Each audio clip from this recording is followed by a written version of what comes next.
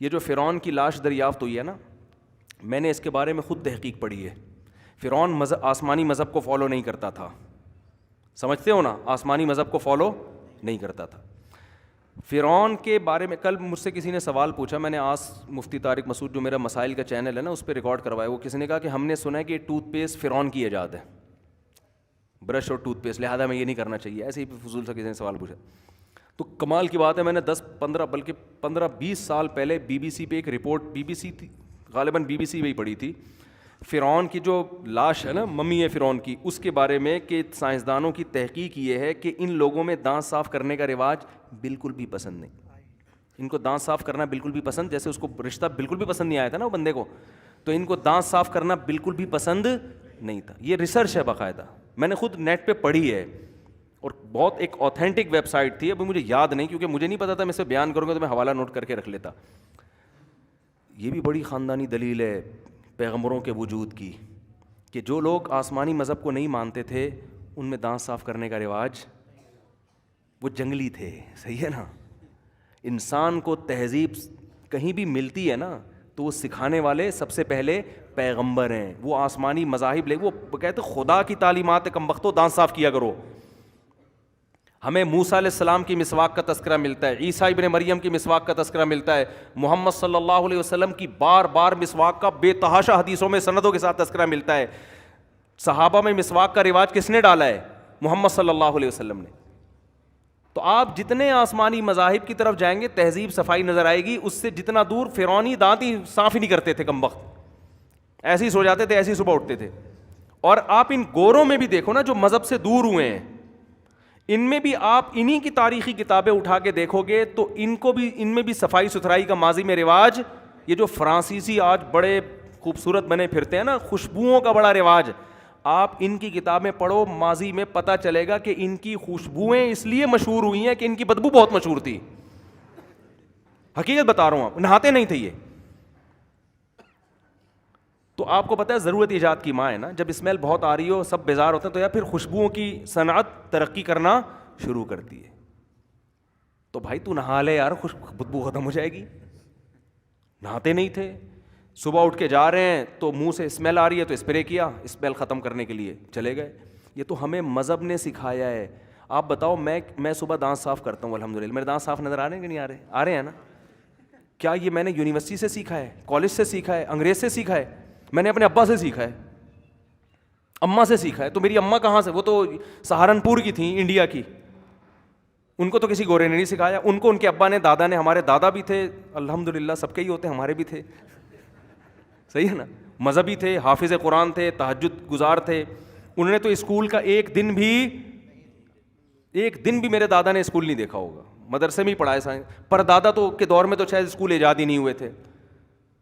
ہماری دادی بتاتی ہیں وہ بھی دانت صاف کرتے تھے، صاف ستھرے کپڑے پہنتے تھے، صفائی ستھرائی کا بڑا رواج تھا. ہماری دادی 90 سال کی عمر میں، ان کے بقول تو 70 کے بعد ان کی عمر بڑھنا ختم ہو گئی تھی.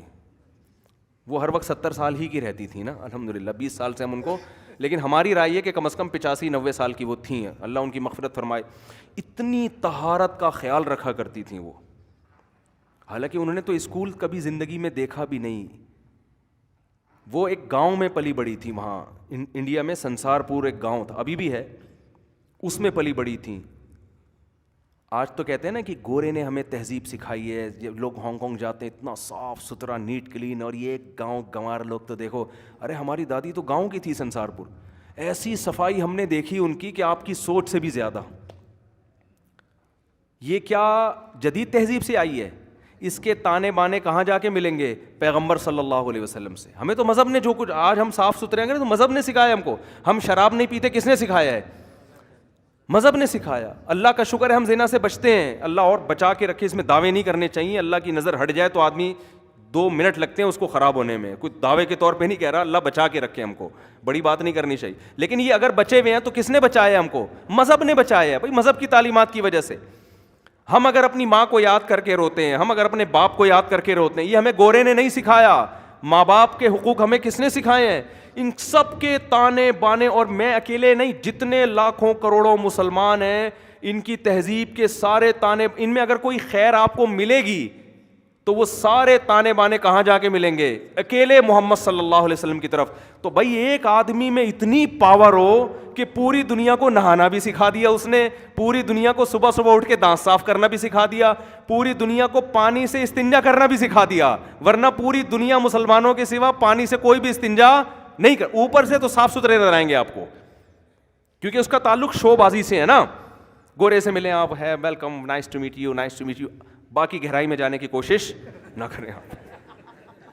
اوپر سے نائس ٹو میٹ یو, بس اوپر ادھر ہی رہو, آرام سے بیٹھو, زیادہ فری ہونے کی کوشش. ابے بھائی تم قضائے حاجت کے بعد تم پانی نہیں استعمال کرتے, اور ایک دفعہ نہیں, 2 دفعہ نہیں یار, جب بھی 1 مہینہ ہو گیا, 2 مہینہ ہو گیا, خیر کبھی کبھار نہاتے ہیں وہ بھی. میں کسی قوم کا مذاق نہیں اڑا رہا.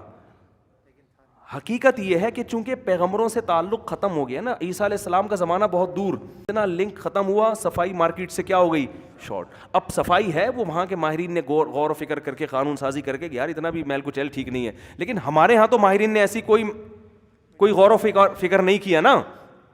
ہمارے یہاں صفائی کہاں سے آئی ہے؟ جتنی ہے وہ مذہب سے آئی ہے, اور جو نہیں ہے وہ مذہب سے دور ہونے کی وجہ سے نہیں ہے. سمجھ, تبھی میں نے جتنے بھی علماء کو دیکھا ہے نا جو مذہب کو فالو کرتے ہیں, ان کی صفائی میں نے ایسی دیکھی ہے کہ آپ اس صفائی کا تصور نہیں کر سکتے. جو حقیقت میں مذہب کو فالو کرتے ہیں, صرف داڑھی رکھنا تو نام نہیں ہے نا مذہب کا, جو حقیقت میں شریعت پہ چلتے ہیں, کیونکہ اسلام پہ چلنے سے آپ اندر سے صاف ہونا شروع ہوتے ہو, تو آپ کو میل کچیل ویسے ہی برداشت ہوتا ہی نہیں ہے آپ سے. یہ یعنی انسان کا مزاج بن جاتا ہے. وہ کہتا ہے یار یہ اعمال کو صاف کیا جائے گا نا, اعملوا صالحا یا ایھا الرسول کلوا من الطیبات واعملوا صالحا, اے پیغمبروں پاکیزہ کھاؤ اور عمل اچھا کرو.